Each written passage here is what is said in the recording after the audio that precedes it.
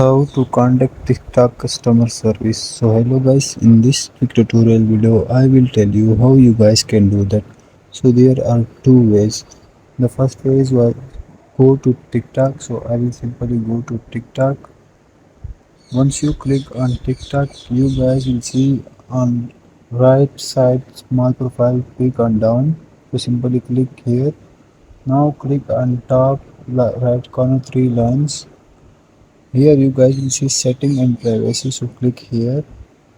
Now here you guys will see a notification live. Also when you guys scroll, you guys will see support, so simply click on support. Now wait for some seconds. Here you guys can chat with TikTok's support team or contact them in using your mobile phone. Now let's talk about the second method.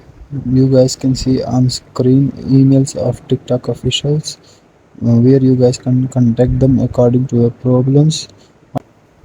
I write it the problems with emails, so you will know for what type of problems you can contact which email of TikTok officials. That's how you guys can do that. Thanks for watching.